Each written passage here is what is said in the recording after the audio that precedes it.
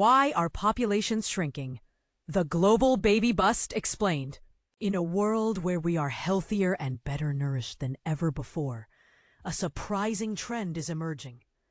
People are choosing to have fewer children, leading to a decline in population in many countries.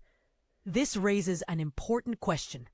Why is this happening, and does it really matter? In a recent discussion, Gideon Rachman engages with demographer Nicholas Eberstadt to explore these significant demographic shifts.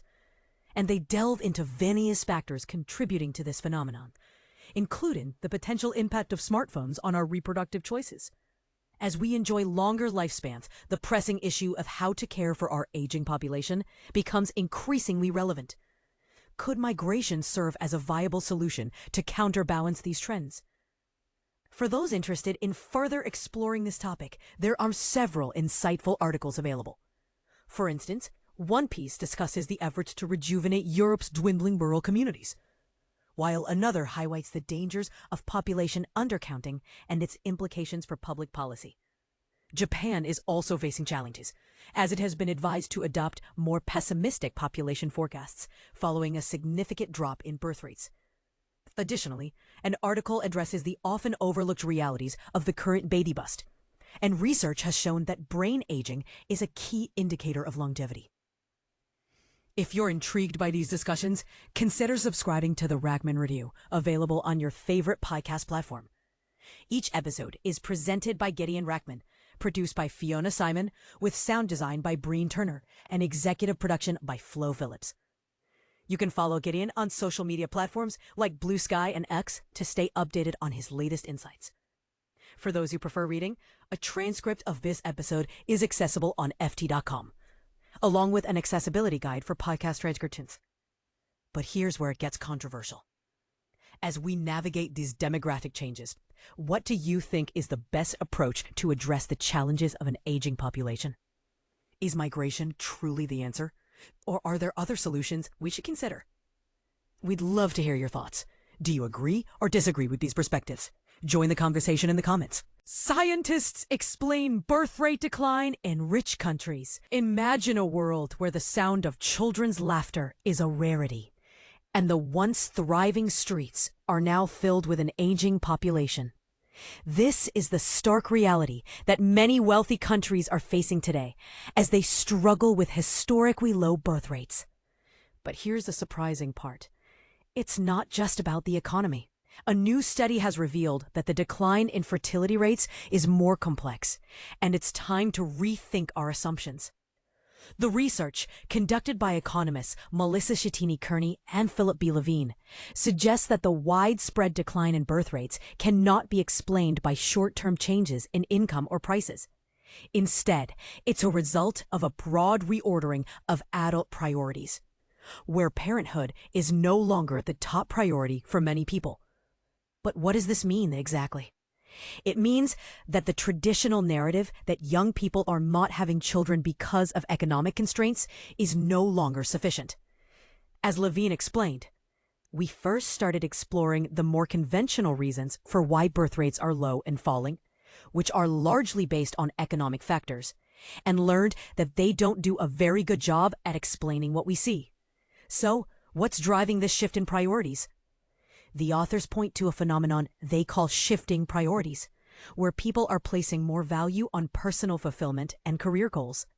This is especially true for women, who are now more likely to pursue a lifetime career and delay or forego motherhood. But here's the thing. It's not just about women working or not working. It's about the tension between a lifetime career and the way motherhood interrupts or alters that career progression. And this is where policies like paid leave and childcare options come in. While they may provide some relief, they are not a magic solution to boost fertility rates. In fact, the study found that these policies have at best only a small effect on fertility outcomes. So what's the solution? The authors argue that we need to widen our lens when discussing fertility and consider the broader social and cultural factors that influence people's decisions. This includes the decline of religion, the rise of intensive parenting, and the changing expectations around marriage and family. But here's the controversy. Some might argue that governments should intervene with policies like baby bonuses or free childcare to encourage people to have more children. Others might say that this is an overreach of government power and that individuals should be free to make their own choices. And this is the part most people miss.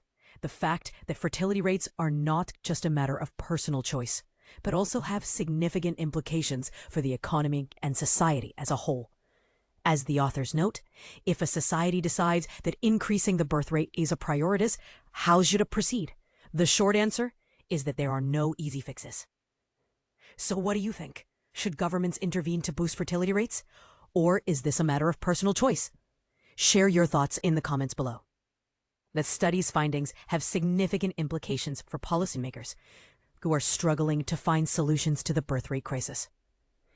With fertility rates dropping below replacement rates in many high-income countries, the consequences are far-reaching.